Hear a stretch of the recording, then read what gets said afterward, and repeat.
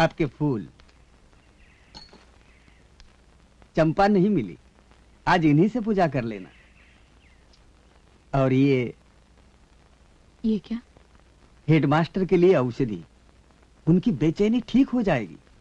कल भुलेश्वर गया था, एक अच्छे वैद्य हैं, उन्हीं से लाया हूं। जरा सी जिद करके पिला देना।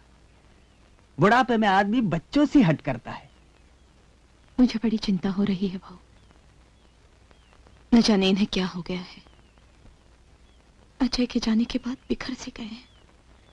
मैं कितना समझाती हूँ, कुछ ज्ञान ध्यान में जी लगाओ, मगर नहीं। कभी कभी डरती हूँ कुछ कर न बैठे। भाभी, धीरज। सुनो पार्वती।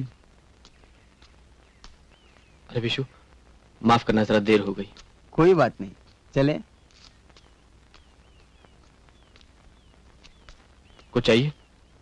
शहर से लौटते वक्त ले आऊंगा। वो बाथरूम का बल्ब फ्यूज हो गया है, 60 का ले आना। और ईरानी के यहाँ से 2 पाव। पाव? आलू की रस भाजी बना के जाऊंगी, पाव के साथ खा लेना। मेरा तो आज उपवास है। उपवास? और तुम जा कहाँ रही हो? ये बच्चों की नर्सरी में काम करके क्यों जान खपाती हो? बच्चों में रहना मुझे अच्छा लगता है, और फिर पैसे भी। हाँ ठीक है। अजय के पैसे के आने बंद हो गए हैं कि 2-4 दिनों में पेइंग गेस्ट आ ही जाएगा। और अगर कुछ नहीं तो मेरी ट्यूशन्स तो कहीं नहीं गई। तुम्हें इस उम्र में कमर तोड़ने की कोई जरूरत नहीं है। बच्चों को खिलाने से मेरी कमर नहीं टूटने वाली। विशु, तुम ही समझाओ इसे। परसों बस स्टॉप पर बेहोश होकर गिर पड़ी थी। वो तो अच्छा हुआ कि बिल्डिंग के लड़कों ने देख लिया, नहीं तो कुछ भी हो सकता था। काम से नहीं गिरी थी, मंगल का उपवास था, कमजोरी हो गई थी। और रखो उपवास और करो चिंतन मनन। बहुत जाप किए थे बेटे के लिए, कितने ताबीज बांधे थे उसके गले में। बहुत रक्षा की तुम्हारे प्रभु ने। परदेश में अनजानों ने जान ले ली उसकी।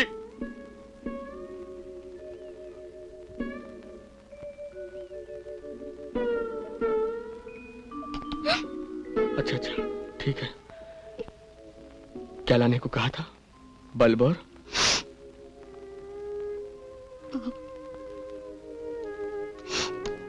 सुनिए, 9 बजे तक लौट आना।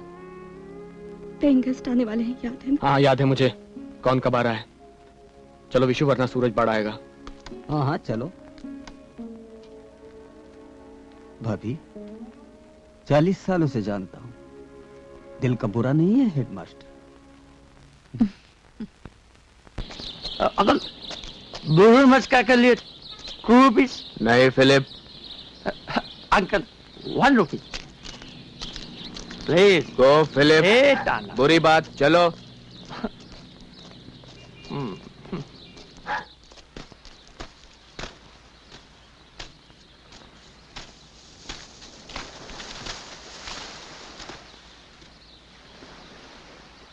बहुत दिनों से एक बात पूछना चाहता था, पूछूं? तुम्हें हुआ क्या है? क्या? और किसी से तुम अपना हाल छुपा रख सकते हो, मुझसे नहीं। ये क्या क्या मेरे साथ नहीं चलेगा। क्या? अगर भाभी संभाल सकती है अपने आप को, तो तुम क्यों अब तक डगमगा रहे हो? अरे, मां के लिए अपने बेटे की मौत से बढ़कर कोई दर्द नहीं होता। मैंने कब कहा कि होता है? तो फिर संभालो अपने आप को भाभी की तरह। बस? और कुछ?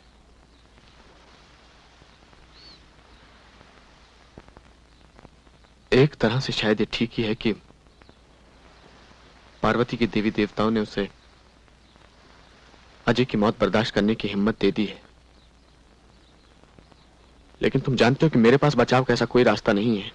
हाँ? बीच में मत बोलो विशु, मुझे अपनी बात पूरी कर लेने दो।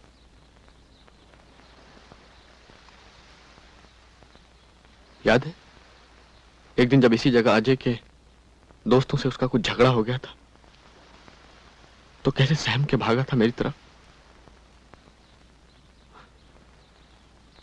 उसी बच्चे को दिन दिहाड़े न्यूयॉर्क की सड़कों पर मार दिया गया, बिना किसी मकसद के, सबके सामने। यही ये बिना किसी मकसद की मारधाड़ मुझे ये सोचने पर मजबूर करती है कि मैं क्यों जी रहा हूं। मकसद मकसद की बात तुम कर रहे हो बीवी प्रधान? याद है आज से 30 साल पहले जब मेरी बीवी मर गई थी, तुमने कहा था विश्वनाथ जीना तो पड़ेगा ही, बस कोई मकसद ढूंढो। जानते हो मैंने क्या मकसद ढूंढा? रोज सुबह भाभी के लिए दूध की 2 बोतलें और पूजा के कुछ फूल ले जाना। तुम भी किसी तरह ऐसा ही मकसद ढूंढ लो जीने के लिए। कहां है ऐसा मकसद विशु? कहां है? हाजिर राइट। बस बस बस। गायत्री निलयम। हाँ यही है।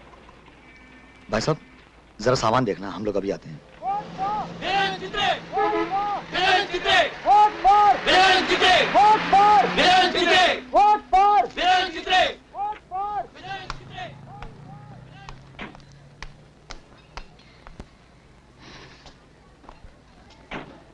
बाहर से तो अच्छी लगती है। वो ब्रोकर कह रहा था फोन भी है, बस कमरा ठीक हो। कमरे की किसको परवाह है? शाम को थक हार के सोने के लिए जगह चाहिए, कैसे भी चलेगी। बस एक ही डर है, कहीं पता चल गया कि मैं एक्ट्रेस हूं और ना कर दी। न जाने आज भी लोग एक्ट्रेस को ऐसे वैसी लड़की क्यों समझते हैं। उनको ये बताने की जरूरत भी क्या है? तुम जो मर्जी आए करो, उनको क्या लेना, उन्हें सिर्फ अपने किराए से मतलब। और अगर पूछेंगे भी तो कुछ और कह देंगे कि तुम कोई स्टेनो हो, मॉडल। नहीं विलास, झूठ बोलने की कोई जरूरत नहीं, और ये भी नहीं कहना कि तुम मेरे दूर के रिश्तेदार हो। सच सच बता देना कि तुम मेरे बॉयफ्रेंड हो और जल्द ही मुझसे शादी करने वाले हो। अगर करने वाले हो तो। सुजाता, क्या अब भी तुम्हें मुझ पर भरोसा नहीं है?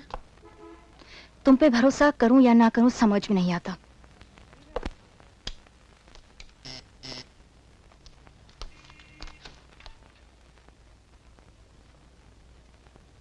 नमस्ते।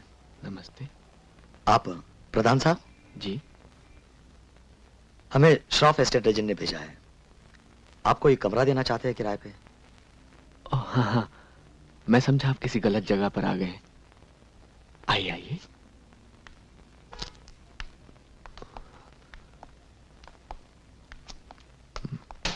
यहाँ तो कोई आता ही नहीं है ना। श्रॉफ तो कह रहा था कि किसी लड़की को रूम चाहिए। जी मुझे चाहिए। अच्छा अच्छा, मुझे भी लगा तो था। फिर तुम्हें देखकर लगा कि शायद तुम ही रहने आ रहे हो यहाँ। मैं तो इनके साथ आया था, शिफ्टिंग में मदद करने। बहुत अच्छा किया। काफी तकलीफ का काम होता है मकान बदलना। हाँ। आओ तुम्हें तुम्हारा कमरा दिखा दूं। आओ।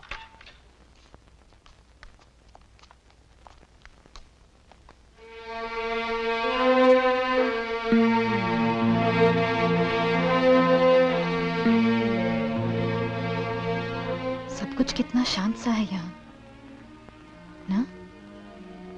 हाँ, उसे फूल, नेचर और जीवन से बहुत प्यार था। बहुत शांत स्वभाव का था वो। ये उसी का कमरा है। 3 साल पहले वो अमेरिका गया था न्यूक्लियर फिजिक्स पढ़ने। मुझे ये कमरा पसंद है।